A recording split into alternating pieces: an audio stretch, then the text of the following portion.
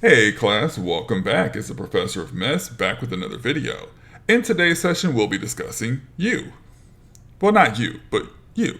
You know, that show on Netflix with this crazy motherfucker right here.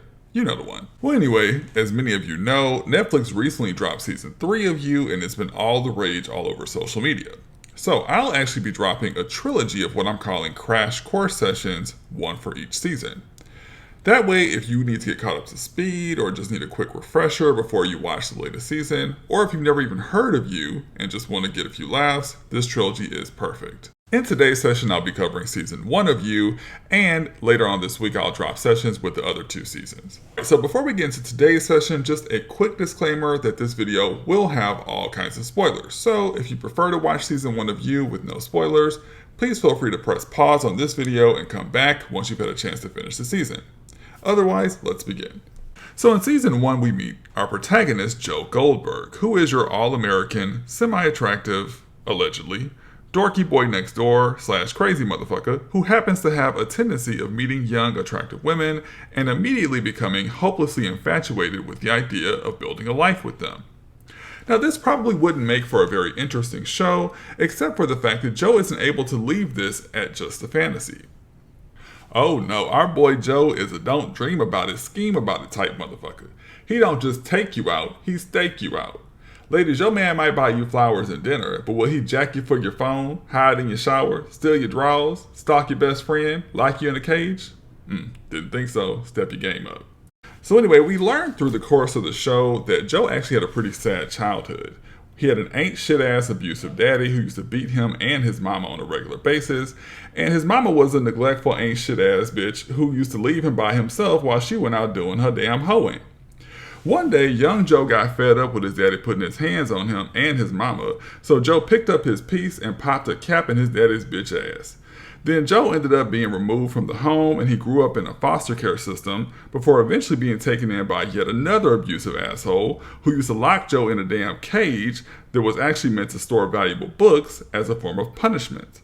As a means of coping, Joe developed a strong fondness for books, especially classic and rare books, which he's carried forward into adulthood.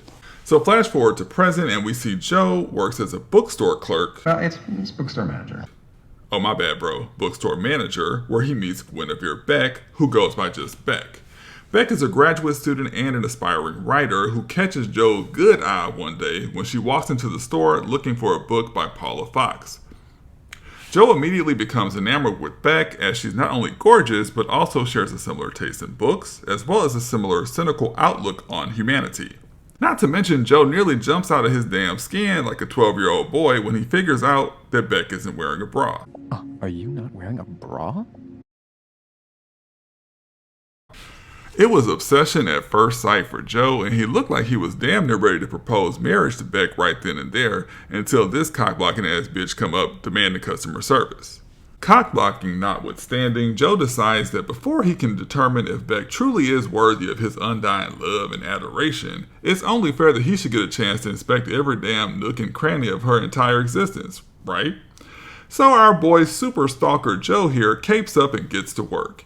He starts off by cyber-stalking Beck, where he finds out via social media that she's a product of divorce, raised in Nantucket with 2 siblings who attended Brown University where she majored in lit and minored in douchebags.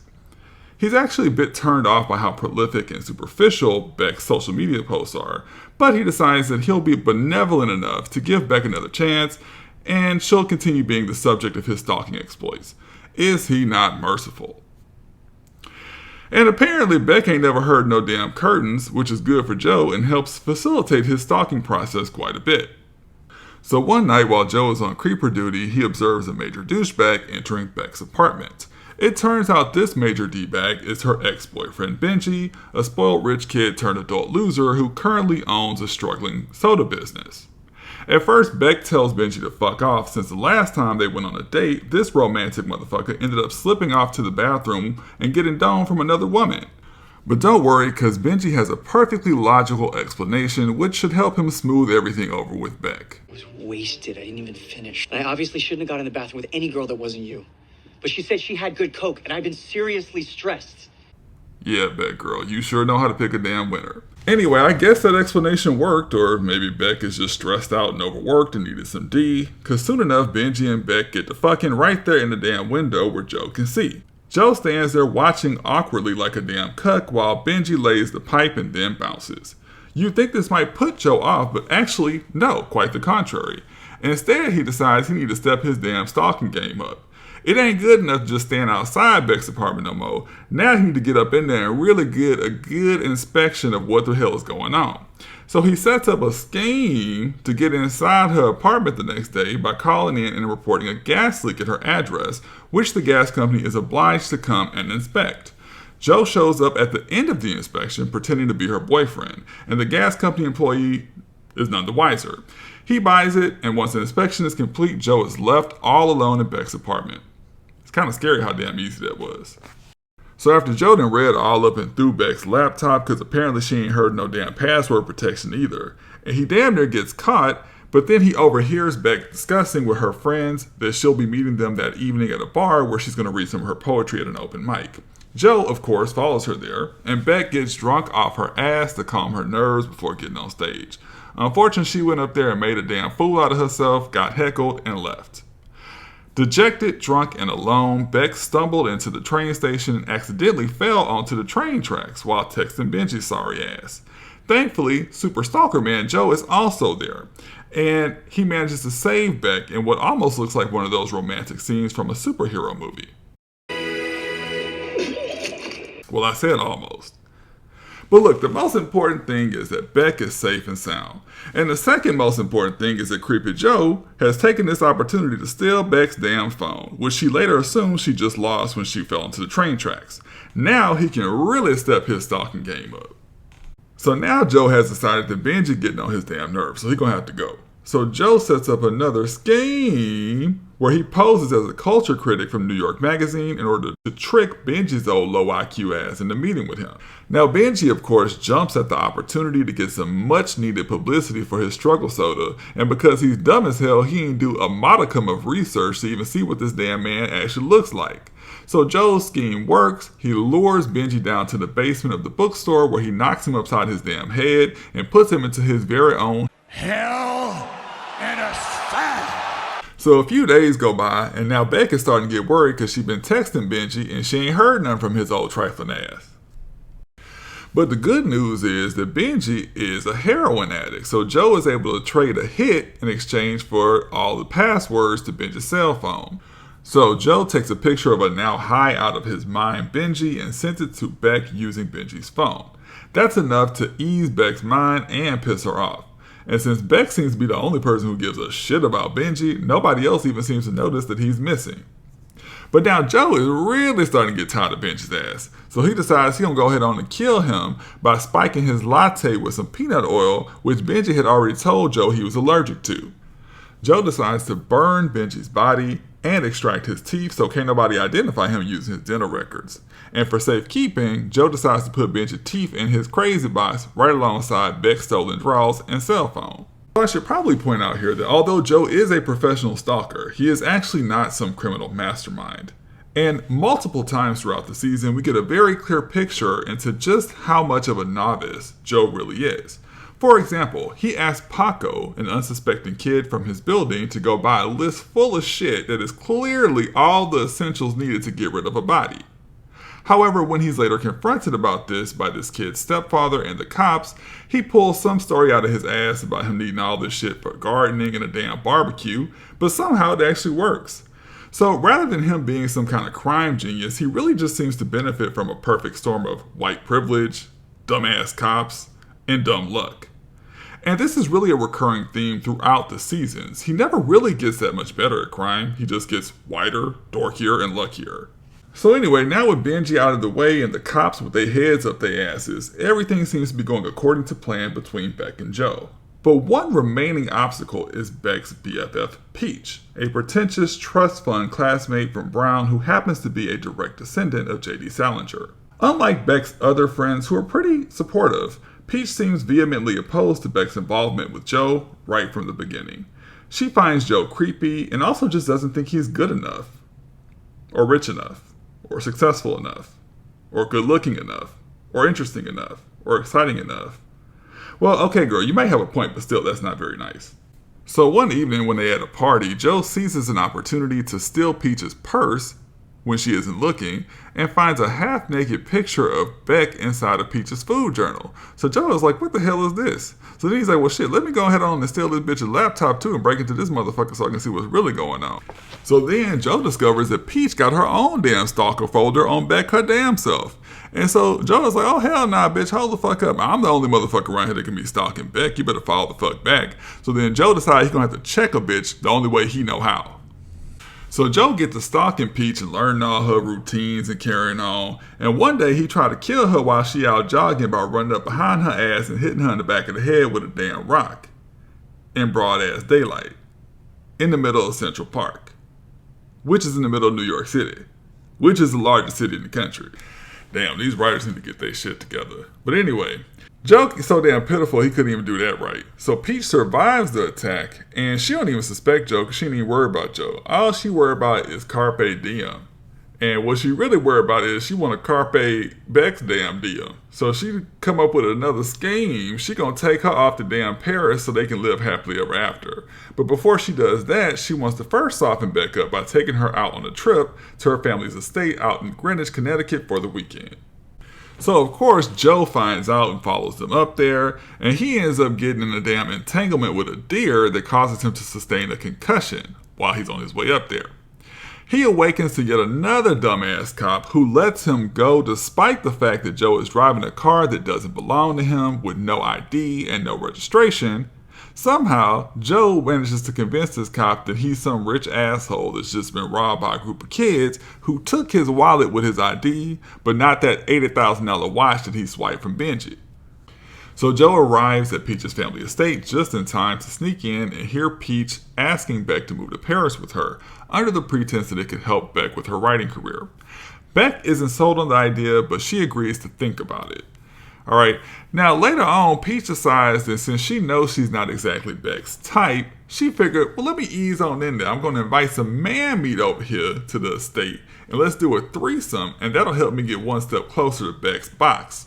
So after she get Beck all drugged up and liquored up, they all head up to the bedroom where Peach finally makes her move on Beck. But Beck was like, bitch, what the hell are you doing? This here is platonic pussy. So Beck runs out the room and Peach settles for a twosome with the boy toy instead. So the next morning, Beck packs up all her shit and she tells Peach, look, I gotta get the fuck back to New York, get the fuck up out of here. And matter of fact, I definitely ain't going to no damn Paris with you either. I have thought about it and, look, I got my dream of being a New York-based writer that I still am not ready to give up on. Not to mention I got my man back in New York, I got my friends and shit, and I just ain't ready to leave all that behind. And furthermore, what was that kiss all about last night? Was you trying to get my box or some shit last night?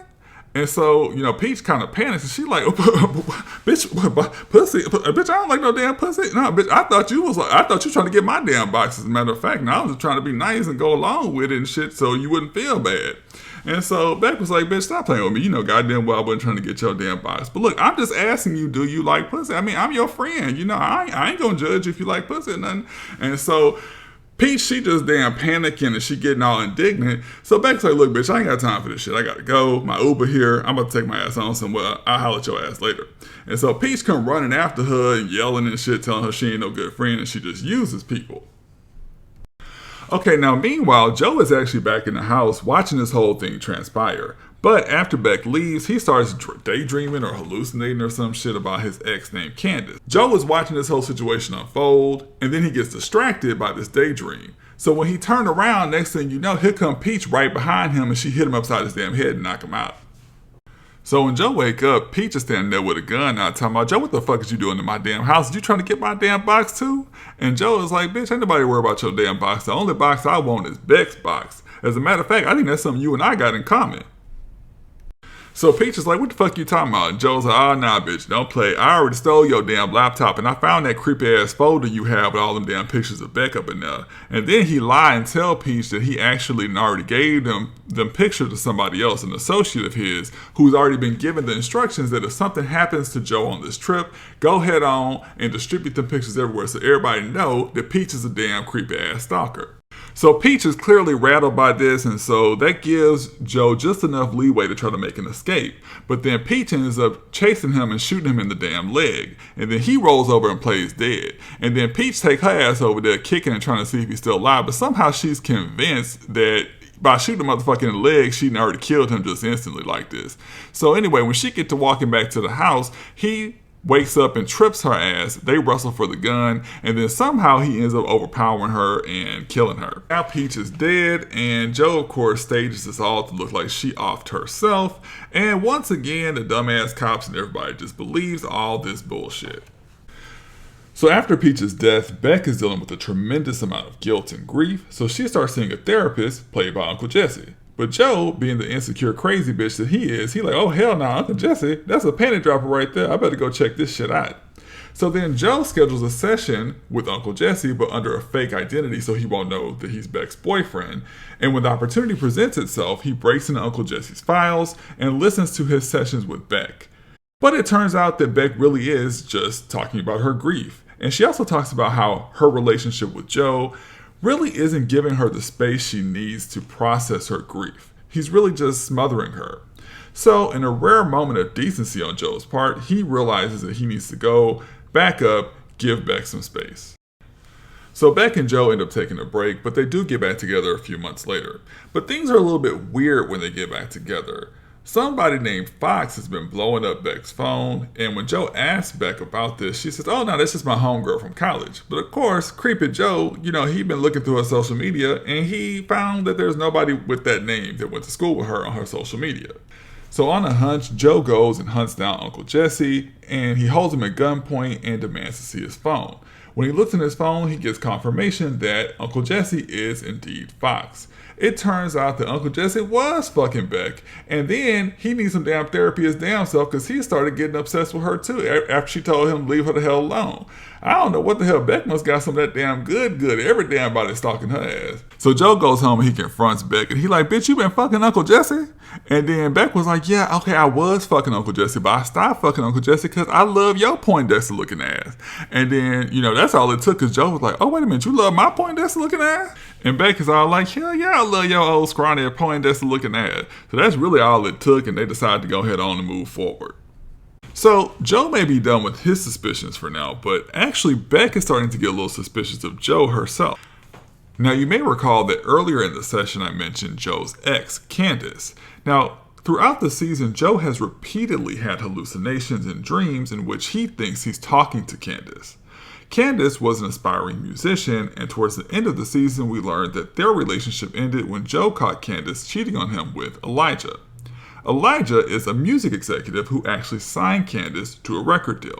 So tough guy Joe decides he's gonna go confront Elijah. So he finds him at this party, and then Elijah, he went up on the roof because he had him some nose candy he was trying to snort up. And so Joe follows him up on the roof, and Joe's all like, hey, are you trying to steal my girlfriend? And Elijah's like, who the fuck are you and who the fuck is your girlfriend? And then Joe is like, my girlfriend is Candace. So Elijah was like, Candace? Don't nobody want no motherfucking Candace. I ain't trying to steal no damn Candace from you. I just wanted the pussy. And as a matter of fact, look, bro, I didn't even know nothing about you. She didn't mention you. She didn't tell me she had no boyfriend, so I didn't even know. But you know what? My bad. I apologize. Won't happen again. So Elijah's like, look, man, are we cool? And Joe's like, yeah, we're cool. So Elijah's like, well, cool, let me get on back to snorting up this damn nose candy then. And so he ain't really paying attention no more, and Joe acts like he about to walk off, but then he bum rushes Elijah and knocks him off the roof, and he falls to his death.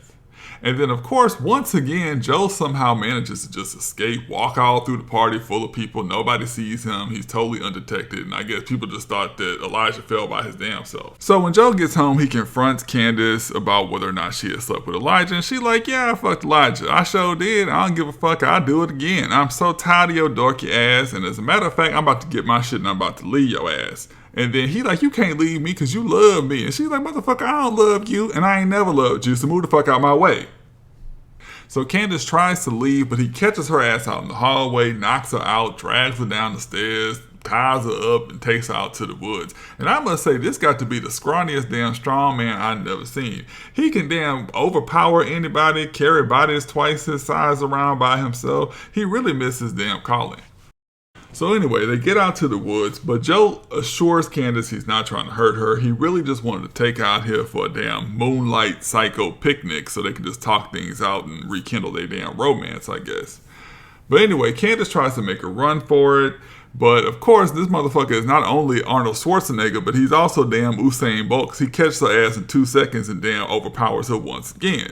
So they start struggling, and she's trying to scream and get away, and he accidentally, while he's trying to get her to shut up, he accidentally hits her head up against the damn rock, and he kills her. So he basically buries her body out there, and he goes and he tells all her friends using her cell phone that she's headed off to Italy to start a new life. And so nobody's heard from her in over a year at this point.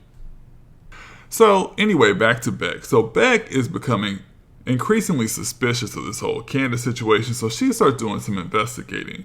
She talks to some of Candace's friends. Nobody's spoken to her in over a year, not even her brother. So she confronts Joe, and she's like, Joe, where the fuck is Candace? I know you did something to this girl. And so Joe is like, bitch, I ain't did nothing to no damn Candace. She done moved her ass out to Italy, and the reason why nobody's talked to her is because she started a new life and changed her name.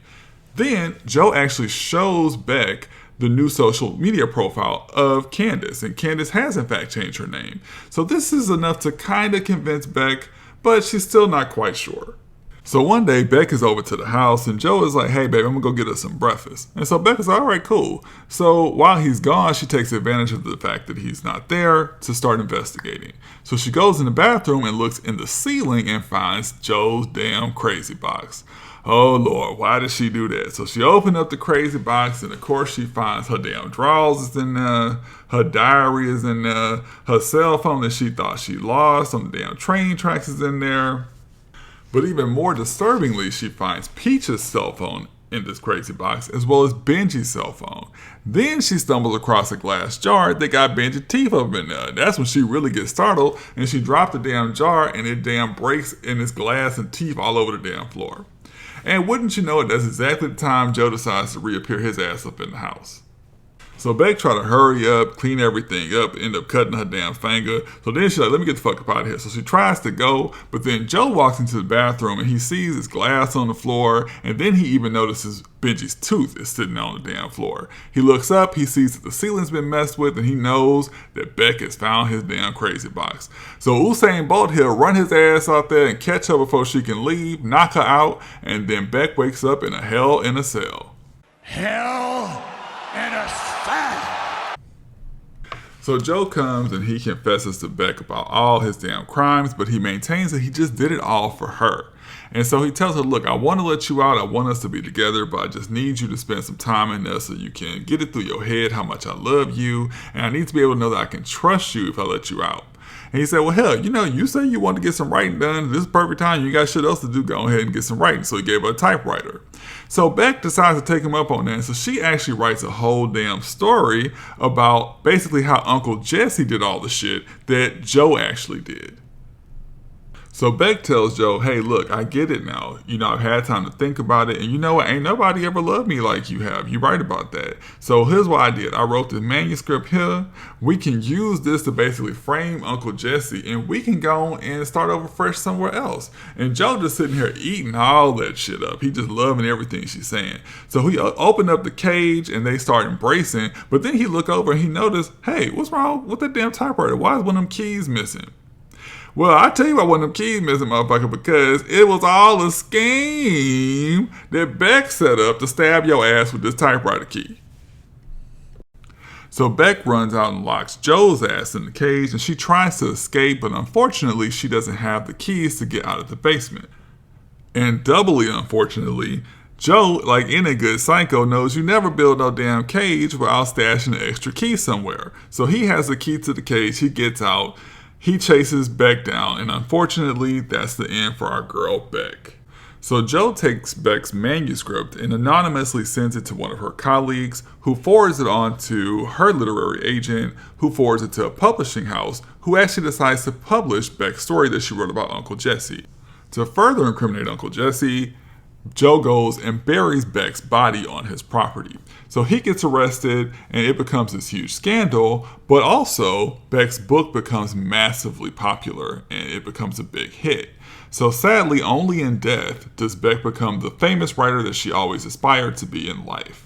So in the final scene of the season, we see Joe sitting in the bookstore having a whole ass conversation in his head with the dearly departed Beck. He's telling her how much he loves her, how much he misses her, but hey, at least he did the right thing and did right by Beck by making her a famous writer. But in the middle of Joe's damn pity party, in walks this attractive young stranger, and I guess that meant that Joe needed to go ahead on and end his seance with Beck. So he was like, Beck, bitch, I'm going to have to call you back because this is a young fine thing up here and I might get to stalking her next. So Joe approaches the stranger, she takes her hoodie off, and surprise bitch, it's Candace, back from the dead and on that ass. She tells Joe, yeah bitch, we got some shit we need to talk about. So how the hell is Candace back from the dead, and what does she want to talk to Joe about? Well, for that, you'll have to come back for the Season 2 crash course, because this is actually where Season 1 ends. Okay, class, so what have we learned? Well, lesson number 1, lock up your social media and buy your ass some damn curtains, and also always password protect all your shit. Lesson number 2, when a motherfucker show you they crazy, believe them the first time. Lesson number 3, your children are not your damn punching bags nor your accessories. Don't be taking out your damn frustrations and limitations in life out on your children. And do your damn hoeing on your own time. And finally, and most importantly, lesson number 4, don't be no low down sorry ass bastard. Well, that's all for today, class. I hope you enjoyed that and found this information useful. If you enjoyed this video, please don't forget to like, share, comment, and subscribe. And if you want to keep up with the professor and make sure you never miss a lecture, go ahead and hit that notification bell so you can get an alert each time I upload a new video. You can also follow me on IG, TikTok, and Twitter at Professor of Mess. As always, thank you so much for watching, and I'll see you in the next one. Class dismissed.